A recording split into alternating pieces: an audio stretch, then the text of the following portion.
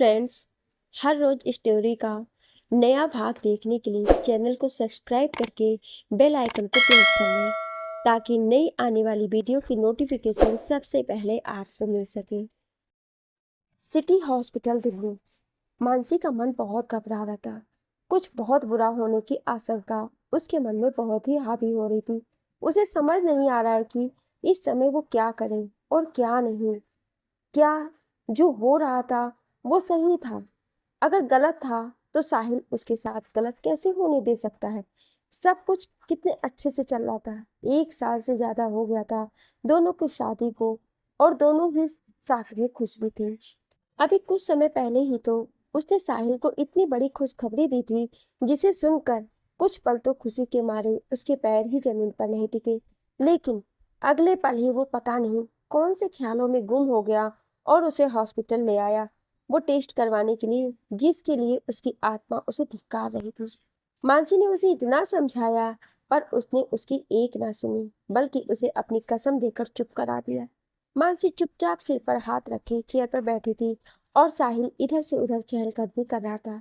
उसके सिर पर ठंड में भी पसीने की बूंदें छलक रही थी। डॉक्टर निशांत अपनी पत्नी डॉक्टर तानी के साथ तभी केबिन में आते हैं और अपनी चेयर पर बैठते हुए, आई कॉन्ट बिलीव साहिल, तेरी वजह से मैंने वो किया जिसकी इजाजत मेरा जमीर कभी नहीं देता। गलत नहीं, बहुत गलत है। ये तू एक वकील है, बहुत अच्छे से जानता है कि कानूनन जुर्म है ये। इसका क्या अंजाम हो सकता है? साहिल बिना किसी भाव के, तुझसे जितना कहा गया है उतना कर और झूठ तो बिल्कुल मत बोलना। तानी ने केबिन का गेट बंद करके कहा, सच सुनना है तो सुनो, मानसी की कोख में लड़की ही है। साहिल ने अपनी आंखें बंद कर ली और मानसी पर तो जैसे पहाड़ टूट पड़ा हो। उसकी आखिरी उम्मीद ने भी दम तोड़ दिया।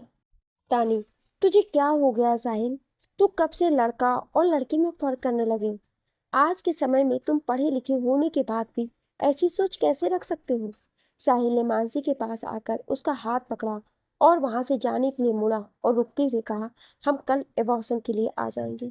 मानसी के पैर जड़ हो गए। वो तानी और निशांत को इस जवाब की उम्मीद नहीं थी। तुम अकेले फैसला नहीं ले सकते साहिल। मेरे बचपन का दोस्त इतनी संकीर्ण मानसिकता हो गया। I can't believe this. Nishant ने खड़े होते हुए कहा, फैसला हो चुका है और वैसे तुम लोगों से तुम्हारी राय नहीं मांगी है मैंने। तुम लोगों को इतनी ही प्रॉब्लम है तो बहुत डॉक्टर है इस शहर में। साहिल ऐसा कहकर मानसी को अपने साथ लिए बाहर चला गया।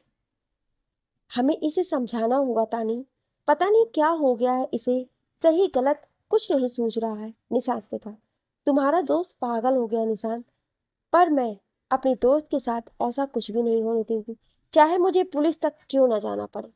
रात के 10 बज रहे हैं और वो अभी घर ही गया होगा। कल सुबह ही उसके घर जाएंगे और उसे समझाएंगे। राइट, इतने टाइम में शायद मानसी उसे समझा पाए। निशान साहिल के बचपन का बेस्ट फ्रेंड है तो तानी मानसी की बेस्ट फ्रेंड। तानी और निशांत की शादी के समय ही मानसी और साहिल एक दूसरे से मिले थे। उधर मानसी चुपचाप गाड़ी में बैठ गई। घर तक पहुंचने तक दोनों में कोई बात नहीं हुई। घर पर आकर साहिल अपने रूम की ओर बढ़ता है जो पीछे से मानसी कहती है, साहिल प्लीज एक बार मेरी बात सुनिए, और उसके आगे आकर अपने दोनों हाथों को जोड़कर, साहिल मैं आपके आगे हाथ जोड़ती हूँ, प्लीज ऐसा अनर्थ मत कीजिए। एक माँ को इस बात से कोई फर्क नहीं पड़ता कि उसकी संतान बेटा है या बेटी, उसके लिए तो वो उसका अंश होता है। प्लीज साहिल, मुझे मेरे अंश से अलग मत कीजिए। साहिल ने मानसी के दोनों हाथ नीचे किए और उसका चेहरा अपने हाथों में भरते हुए कहा, मानसी बहुत प्यार करती हो ना मुझसे? बहुत से भी ज्यादा? तो बिना किसी सवाल के वो करो जो मैं कह रहा हूँ, वरना मेरा मरा मुंह देखोगे। वो ऐसा कहकर तेजी से अपने कमरे में चला गया और मानसी अपने दोनों हाथों से अपना चेहरा ढककर फपक पड़ी और वहीं अपने घुटनों के बल बैठ गई। साहिल ने उसके रोने की आवाज को भी अनसुना कर दिया। सुबह का समय। मानसी जल्दी से तैयार हो जाओ। लेकिन उसने कोई जवाब नहीं दिया। वो चुपचाप बैठी रही। तभी बेल की आवाज उनके कानों में पड़ी। साहिल ने दरवाजा खोला तो निशांत और तानी थे। दोनों ही अंदर आ गए। उन दोनों को देखकर मानसी भी उनके पास आ गई।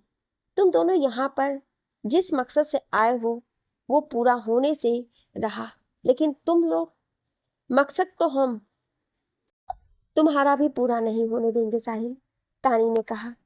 तुम दोनों मेरी पर्सनल लाइफ में इंटरफेयर क्यों कर रहे हो? मैंने जो डिसाइड किया है वही होगा। तुम लोगों की कोशिश का कोई रिजल्ट नहीं निकलेगा। तानी, तुम अकेले फैसला नहीं ले सकते हो। एक बार मानसी से तो पूछ लो। तुम जो इतना बड़ा क्राइम करने के लिए जा रहे हो, वो उसमें तुम्हारे साथ है भी या नहीं? और मानसी के पास आकर उसके आंसू पोंछते हुए बोली, नो मानसी, नो, ये आंसू तुम्हें कमजोर कर देगी।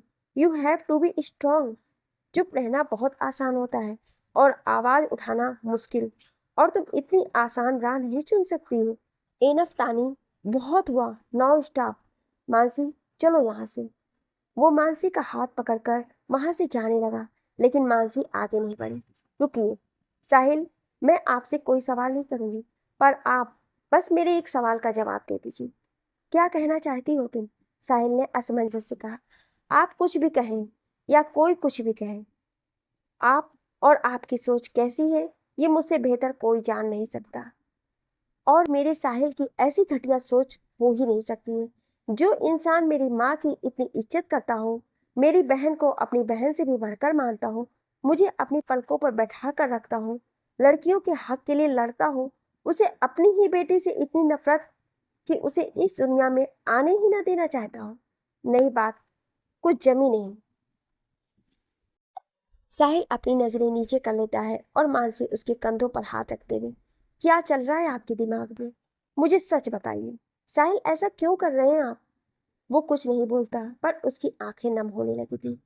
प्लीज साहिल बोलिए, मुझे जानने का पूरा हक है। Please say something, I want to know. Mansi को साहिल के शरीर में कपकपी महसूस होती है, लेकिन वो आगे कहती है, बोलिए ना साहिल। क्यों आप अपनी ही बेटी को मारना चाहते हैं? क्यों उसे इस दुनिया में नहीं लाना चाहते हैं? Why? Please give me answer. अब साहिल के सब्र ने जवाब दे दिया। उसने उसके हाथ को हल्के से झटक कर चिल्लाते हुए कहा, हाँ, मैं नहीं चाहता वो इस दुनिया में आए, क्योंकि उसके साथ भी वही हो जाएगा जो मेरी बहन के साथ हुआ। और मैं कुछ नहीं कर पाऊंगा। मैं कुछ नहीं कर सकता। मैं तब भी कुछ नहीं कर पाया। मेरी गुड़िया के लिए मैं कुछ नहीं कर सका। सब खत्म हो गया। वो फपक पड़ा, और उसकी बात सुनकर निशांत सब समझ गया कि वो ऐसा क्यों कर रहा था। वही तानी को कुछ समझ नहीं आ रहा था, और मानसी ने आगे बढ़कर उसे संभाला। साहिल, ये क्या बोल रहे हैं आप? वो सब तो एक एक्सीडेंट था ना? साहिल अपने घुटने के बल बैठ गया। पूरा सच नहीं है मानसी, पूरा सच तुम्हें पता ही नहीं है। निशांत ने घबराते हुए कहा, साहिल, क्या तुम सच में इस बारे में बात करने में कंफर्टेबल हो? पर मानसी उसके पास बैठते हुए, तो पूरा सच क्या है साहिल? अब मेरा जानना बहुत जरूरी है। जो भी हो, आप अपने अंदर मत रखिए। मैंने बहुत बार नोटिस किया है, कुछ तो ऐसा है जो आपको बहुत परेशान करता है, आपकी रातों की नींद छीन लेता है। क्या है ऐसा? Please tell me. साहिल ने मानसी की ओर देखा, फिर कहने लगा, मैं अपनी लाइफ में बहुत खुश था मानसी। मम्मा, डैड, सुहानी, मेरी छोटी बहन और मैं, हैप्पी फैमिली थी हमारी। हम सब खुश थे अपनी लाइफ में। लेकिन तभी गुड़िया के साथ वो हादसा हो गया और सब खत्म हो गया। डैड ने जब ये सब सुना तो वो सहन नहीं कर पाए, उन्हें हार्ट अटैक आ गया।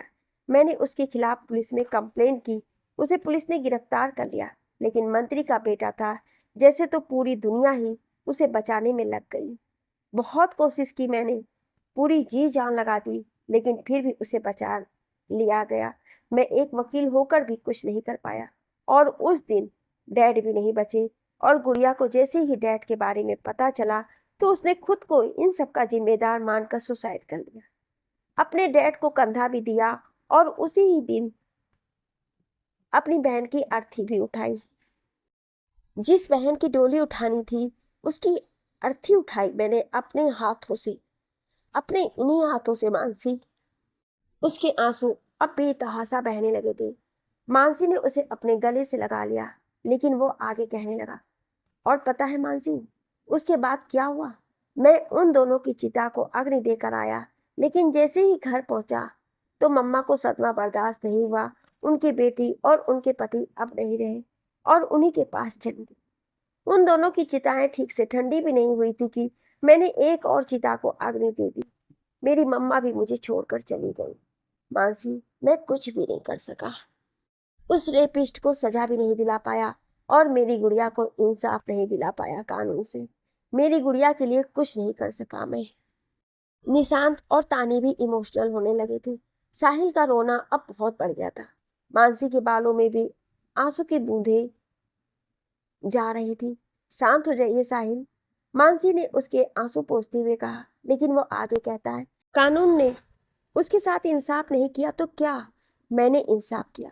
मैंने गुड़िया को इंसाफ दिलाया। बहुत बुरी मौत मरा है वो। इतनी बुरी मौत दी उसे कि कोई सोच भी नहीं सकता। वो कार एक्सीडेंट मैंने किया। और ऐसे कहते कहते वो बेहोश हो गया। साहिल, साहिल, क्या हो गया आपको? मानसी घबरा गई।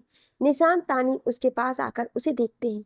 साहिल बेहोश हो गया है। तुम चिंता मत करो मानसी, निशांत ने कहा। बस बेहोश है, थोड़ी देर में होश आ जाएगा, निशांत ने कहा। उसे बेड पर लिटा दिया था। मानसी ने उसे ब्लैंकेट ओढ़ा दिया। जीजू, ये सब आपको पहले से पता था? मानसी ने कहा, हाँ मानसी, पर तुम्हें इसलिए नहीं बताया क्योंकि मैं आपसे सफाई नहीं मांग रही हूँ। मैं समझ सकती हूँ कुछ बातें समय आने पर ही बाहर आती हैं और वही सही भी रहता है। मैं तो बस इतना जानना चाहती हूँ कि फिर साहिल के साथ क्या हुआ और वो कार एक्सीडेंट के बारे में क्या बोल रहे थे। अंकल आंटी और सुहानी के जाने के बाद साहिल डिप्रेशन में चला गया। इतना कुछ हो गया लेकिन वो रोया नहीं। मैंने बहुत कोशिश की वो मुझसे बात करे, थोड़े रो ले, लेकिन वो बस चुप ही रहा। मैंने उसके ट्रीटमेंट का पूरा ध्यान रखा पर उसका इलाज कुछ और ही था। उसका पूरा परिवार खत्म हो गया। जिसकी वजह से ये हुआ, वो चैन और सुकून से जी रहा है और वो कुछ नहीं कर सका। ये भावना ना उसे जीने दे रही थी ना मरने दे रही थी। एक दिन उसे वो दिख गया, अपनी जिंदगी को मजे से जी रहा था वो। तब से साहिल ने उसकी निगरानी शुरू कर दी और उसे मौका मिल भी गया। उस दिन वो किसी पहाड़ी इलाके में था और शराब के नशे में गाड़ी चला रहा था। साहिल ने अपनी गाड़ी से उसका एक्सीडेंट कर दिया। वो घायल हो गया था। साहिल ने उसे बहुत मारा और पहाड़ी से नीचे फेंक दिया। नीचे जंगल था, गाड़ी को भी वहीं से ढकेल दिया। उसके घर वालों को उसकी लाश भी नसीब नहीं हुई और पुलिस को भी कोई सबूत नहीं मिला और ये बस एक एक्सीडेंट साबित हुआ। उस दिन वो पहली बार सुहानी की तस्वीर के आगे बहुत रोया, लेकिन उसके बाद वो थोड़ा नॉर्मल हो गया था। और आगे का तुम जानती ही हो। मेरी शादी के समय तुम्हारी उससे दोस्ती हो गई और वो तुम्हारे साथ खुश रहने लगा। तानी, लेकिन तुमने हमें बताया क्यों नहीं इन सब के बारे में? इवन मुझे भी तुमने कुछ नहीं बताया। निशांत, वो समय एक बुरे सपने की तरह था। साहिल के सामने उस बात का जिक्र भी उसके लिए अच्छा नहीं है और तुम लोग उसके सामने इस बात का जिक्र जरूर करते जो कि उसके लिए अच्छा नहीं होता। थैंक यू जीजू। आपको हॉस्पिटल के लिए लेट हो रहा होगा, आप जाइए, यहाँ मैं सब संभाल लूंगी। Are you sure? यस जीजू। तानी, मानसी, ये जो बस हुआ है ना, वो सब की वजह से ही साहिल ने ऐसा रिएक्ट किया, वरना तो वो अब तक जाने कितनी ही लड़कियों को इंसाफ दिला चुका है। और जब बात उसकी बेटे की आई ना, तो वो कुछ गलत नहीं करेगा। बस अभी उसका दिमाग उन सब में उलझा हुआ है। कितना कुछ सहा है उसने, तो उसे समझाएगी ना तो वो समझ जाएगा। डोंट वरी तानी, मैं सब हैंडल कर लूंगी। फिर वो दोनों वहां से निकल जाते हैं और मानसी की आंखें छलक जाती हैं। वो साहिल के पास आकर बैठ जाती हैं। कितना दर्द छुपा रखा है साहिल आपने अपने अंदर। अपना ये दर्द जैसे आज बांटा, पहले क्यों नहीं बताया मुझे? तभी उसके चेहरे पर हलचल होती है, उसकी आंखें खुल जाती है और सामने मानसी को देखकर उठ जाता है, लेकिन वो उससे नजरें नहीं मिला पाता है। मैं आपके लिए पानी लेकर आती हूँ। वो उठने लगती है पर साहिल उसका हाथ पकड़ के उसे रोक लेता है। तुम्हें मुझसे कुछ नहीं कहना है। क्या मैं अब भी तुम्हें गलत लग रहा हूँ? मैंने जो सोचा वो गलत था? पहले आप बताइए, इतना बड़ा गिल्ट लेकर जी पाएंगे? उस आदमी को आपने मारा, उसे हत्या नहीं बद कहते हैं और एक राक्षस यही डिजर्व करता है। इसलिए आपने जो किया वो बिल्कुल सही था और आपको कोई पछतावा भी नहीं है और होना भी नहीं चाहिए। लेकिन अब आप जो करेंगे वो निर्मम हत्या कहलाएगी। आप जी पाएंगे इस इल्जाम के साथ? अगर हाँ, तो मैं आपका कोई विरोध नहीं करूंगी। जैसे आप कहेंगे मैं वो ही करूंगी। साहिल के पास उसकी बात का कोई जवाब नहीं था।